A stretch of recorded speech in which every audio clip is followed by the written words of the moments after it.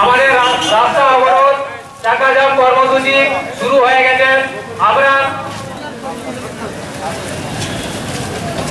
ভুল দিবসকে অনুৎসব বলে অপেক্ষা করা চলবে না, চলবে না, চলবে না। ভুল দিবসকে অনুৎসব বলে অপেক্ষা করা চলবে না, চলবে না, চলবে না।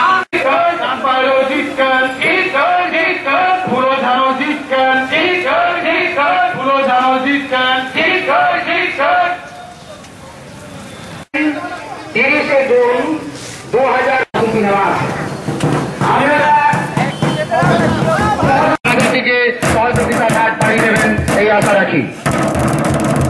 সরকারি মাধ্যমে অস্বীকৃতি শিক্ষা সুস্থ পরিকাঠামো সংসদে বিল প্রত্যাহার করতে হবে।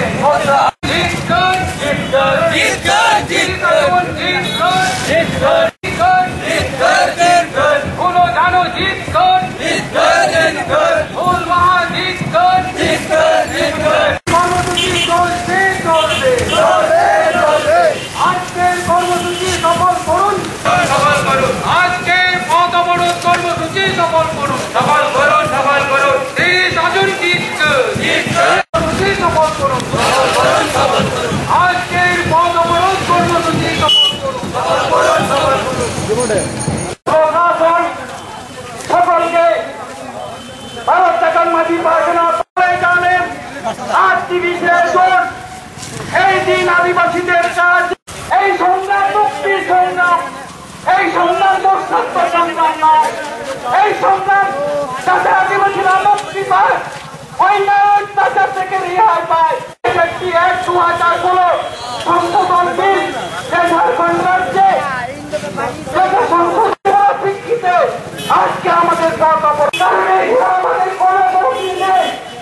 যদি সিএনপিএস এবং এসএনপিএস সংশোধন বিল প্রত্যাহার না করা হয় তাহলে আদিবাসীদের যে দল জঙ্গলের মধ্যে ছিল সেই জঙ্গলের মধ্যে আবার ফিরে যেতে হবে। আদিবাসীদের যে রক্ষার কবচ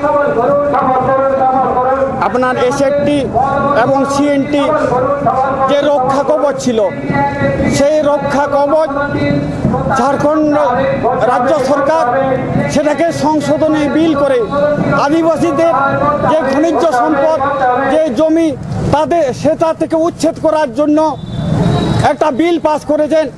আমরা তার তীব্র ধিক্কার জানাই, কারণ সরকার যে পথে চলছে সেই পথে যদি চলে তাহলে আদিবাসীরা যাযাবরে পরিণত হবে। আমরা সেটা কিছুতেই মেনে নিতে পারছি না। এবং এই পশ্চিমবাংলার বুকে যে সাঁওতালি ভাষা অলচিকির মাধ্যমে যে শুরু হয়েছে সেটা শুধু নামে মাত্র শুরু, কারণ আমরা দেখেছি বারবার তার জন্য আমাদেরকে বিভিন্ন জায়গায় আমাদেরকে ধর্ণা দিতে হয়।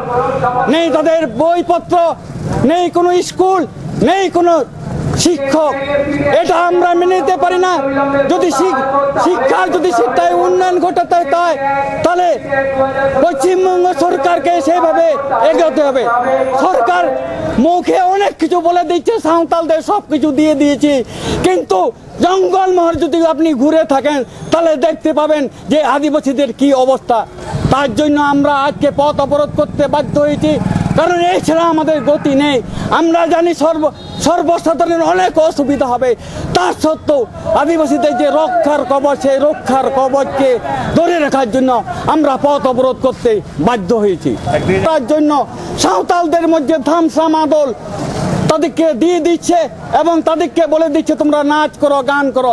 এই হচ্ছে সরকারের একটা পথ। এটা একটা উন্নয়নের পথ নয়।